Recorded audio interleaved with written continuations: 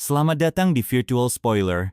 Jangan lupa like, komen, subscribe, dan follow.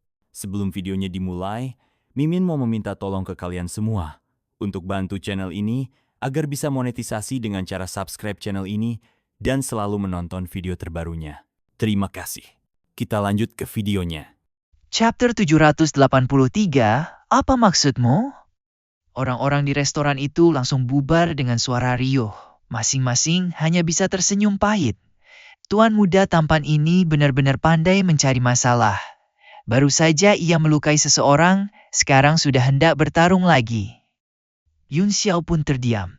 Ia tidak menyangka gadis ini memiliki hubungan sedalam itu dengan Ning Keiyue.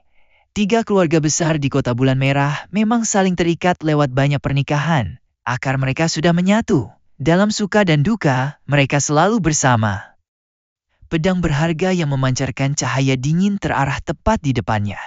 Sekilas saja sudah terlihat bahwa itu adalah artefak mendalam tingkat 9. Energi di dalamnya bergetar, siap melepaskan tebasan kapan saja. Yun Xiao tersenyum pahit dan berkata, "Kau masih anak kecil. Bagaimana mungkin kau memahami apa itu kesedihan?" Semua orang hampir pingsan mendengarnya. Penampilan Yun Xiao sendiri seperti pemuda 16 atau 17 tahun, tetapi ia memanggil orang lain anak kecil dengan nada seperti orang tua. Padahal, setelah menyamarkan diri, Jiang Ruobing justru tampak lebih tua darinya. Jiang Ruobing semakin marah. "Kau yang anak kecil, berani sekali kau bilang aku masih muda? Apakah itu alasan yang menurutmu lucu?" Genggamannya pada pedang semakin erat, dan ia melangkah maju. Ekspresi Luo Qingyun berubah tegang. 5 jarinya membentuk cakar dan meraih pedang di udara. "Saudara, Bing, kau tidak boleh membunuhnya." "Aku tidak akan membunuhnya demi saudara Luo dan saudari Zixuan, tapi aku harus memberinya pelajaran." Jiang Ruobing mendengus. "Saudara, Bing," Luo Qingyun menghela napas. "Dialah yang tadi kukatakan bisa membantumu. Jika kau membuatnya marah, tidak ada seorang pun di seluruh Kota Bulan Merah yang bisa menolongmu." "Apa?" Jiang Ruobing terkejut, lalu mendengus dingin. "Saudara Luo, omong kosong apa yang kau katakan? Dia hanya martial, Grandmaster bintang 5. Apa yang bisa dia lakukan untuk membantuku?" Ia sama sekali tidak percaya. Energi esensinya mengalir ke dalam pedang, membuat cahaya pedang bergetar semakin kuat. Wajah Luo Qingyun sedikit berubah. Ia cepat menarik tangannya.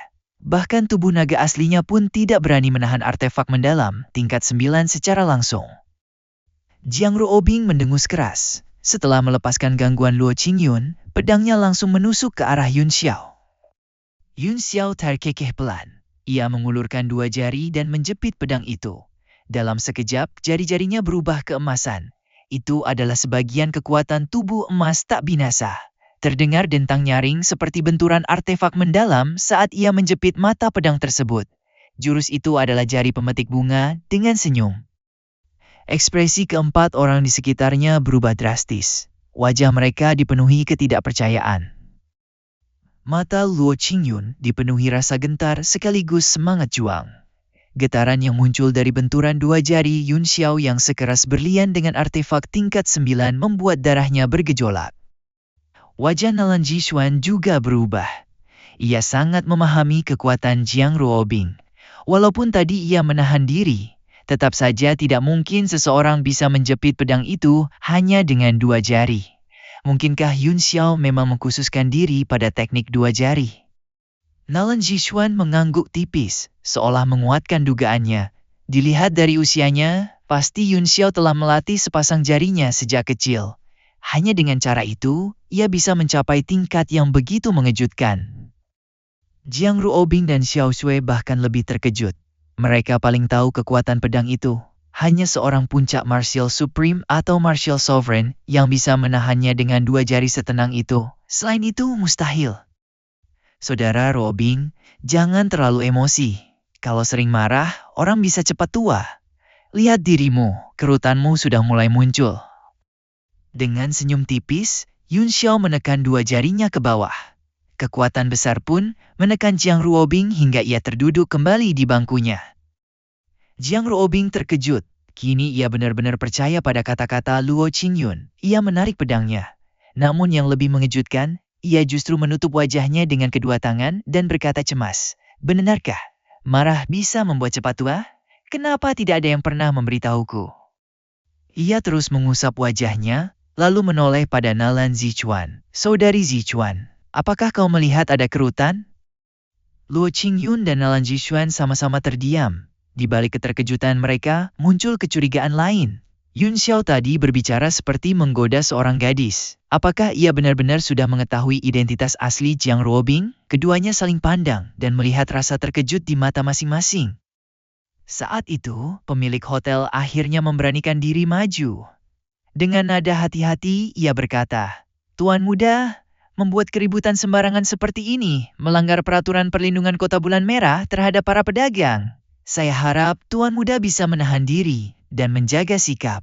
Jika sampai diselidiki pihak kota, itu tidak akan baik bagi siapapun."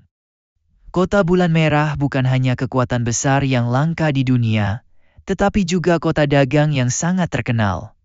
Hukum untuk melindungi pedagang dan penduduk ditegakkan dengan ketat. Status pedagang pun sangat dihormati. Inilah yang menciptakan kemakmuran besar di kota tersebut. Jiang Ruobing yang sedang cemas memikirkan kerutan di wajahnya, justru semakin marah ketika mendengar ucapan itu. Berani sekali kau mencoba menekanku dengan nama Kota Bulan Merah. Aku tidak takut pada siapapun. Bang! Bang! Baru saja ia selesai berbicara, dua ledakan terdengar dari luar. Dua sosok terlempar masuk melewati pintu dan jatuh keras ke lantai, memuntahkan darah. Mereka adalah Xu Qing dan Ji Feiping. Pemandangan itu langsung mengejutkan semua orang di restoran. Dari luar terdengar suara malas. Sejak kapan keamanan Kota Bulan Merah jadi seburuk ini? Siapa saja bisa berteriak di jalan dan mengaku tidak takut pada siapapun. Anak muda zaman sekarang tidak punya kemampuan hebat, tapi pandai menyombongkan diri dan merayu perempuan. Xu Qing menahan rasa sakit dan bangkit perlahan. Ia menyeka darah di sudut mulutnya. Tatapan orang-orang di aula membuat wajahnya memerah, antara malu dan marah. Dengan suara geram ia berkata, "Yang kuat menindas yang lemah, tidak tahu malu." Tatapannya melirik ke arah Yun Xiao, penuh kepahitan dan sedikit permohonan. Dari luar terdengar dengusan dingin yang berat. Suara itu memarahi. "Aku membantumu membuka segel karena niat baik, tapi kau malah melukai murid villa Liu Li milikku. Kejam dan tak bermoral. Masih berani menuduhku menindas yang lemah. Kau benar-benar tidak tahu diri, anjing tak tahu balas budi?" Xu Qing begitu marah hingga hampir memuntahkan darah lagi. "Orang tua, kau masih berani bicara soal membuka segel? Kau menjadikanku bahan percobaan. Kalau aku tidak cukup beruntung untuk selamat, aku sudah mati di tanganmu. Pei Mingyuan, kita bisa dianggap teman, tapi ternyata kau begitu tak berperasaan." Sekelompok seniman bela diri perlahan masuk ke hotel. Wajah mereka dingin tanpa ekspresi. Mereka mengenakan jubah tipis bercorak python. Jelas mereka berasal dari satu sekte. Orang tua yang berbicara tadi adalah pemimpin mereka. Tatapannya pada Xu Qing dan Ji Feiping di lantai setajam ular berbisa. Ia mendengus dingin dan berkata, "Membuka segel tentu ada risikonya. Raja ini bukan ahli tertinggi yang bisa melakukannya dengan mudah. Soal keberuntungan, sepertinya keberuntunganmu sudah habis. Kau telah melukai murid villa Liu Li milikku. Bahkan jika gurumu datang, dia tidak akan bisa menyelamatkanmu hari ini." Tubuh Xu Qing dan Ji Feiping gemetar ketakutan. Ji Feiping buru-buru berkata, "Senior, mohon tenangkan amarahmu. Aku dan Xu Qing hanya kebetulan bepergian bersama. Kami sebenarnya tidak dekat. Mohon senior, mengampuni nyawaku." Xu Qing tertegun dan marah. Jika bukan karena mengikuti Ji Feiping yang terluka, ia tidak akan bertemu orang-orang ini. Melihat sikap pengecut Ji Feiping, ia begitu marah hingga seluruh tubuhnya gemetar. "Karena kalian datang bersama, bukankah lebih baik pergi ke surga barat bersama juga?" ejek lelaki tua itu. Aura di tubuhnya perlahan naik.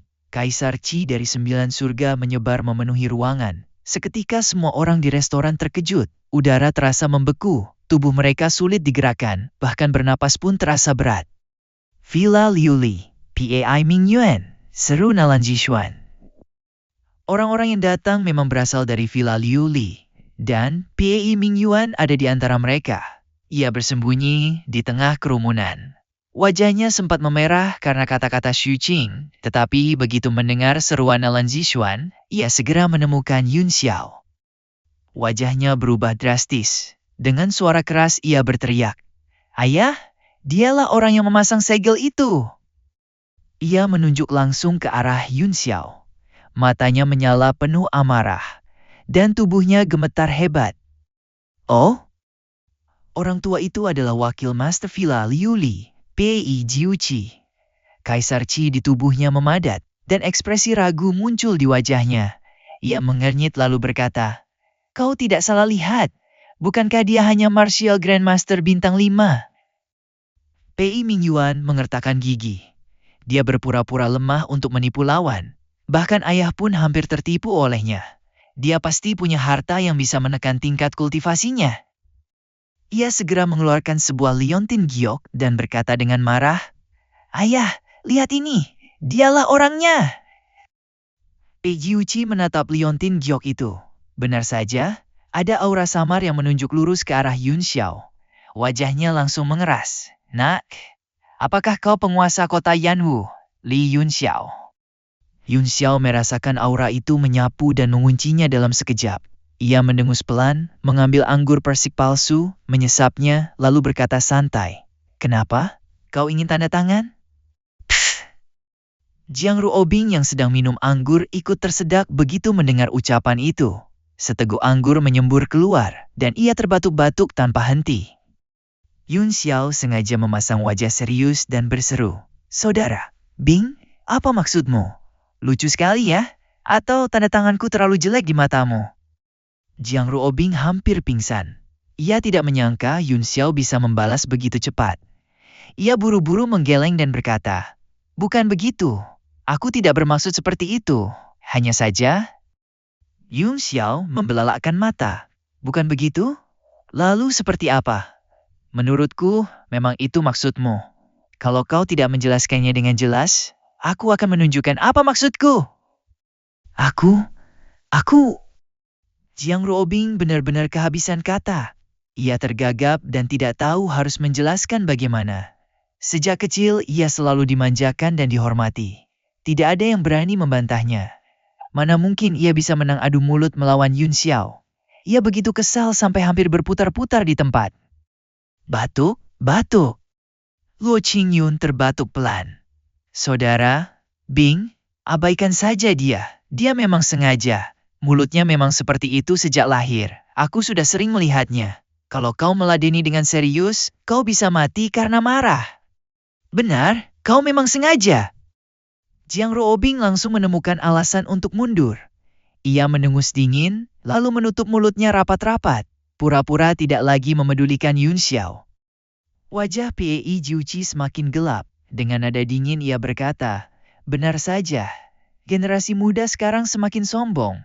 Jika orang tua bertanya, kau harus menjawab dengan hormat. Apa kau tidak mengerti sopan santun sekecil itu?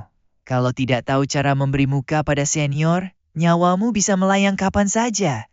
Sepertinya hari ini, aku harus menjalankan tugas sebagai senior atas nama orang tuamu. Gratis!"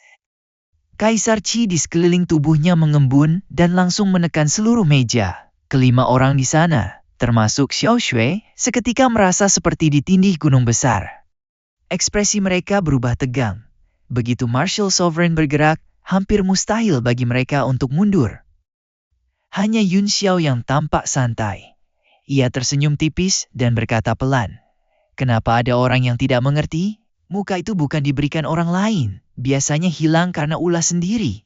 Terima kasih sudah mendengarkan Virtual Spoiler. Sampai jumpa di pembahasan berikutnya.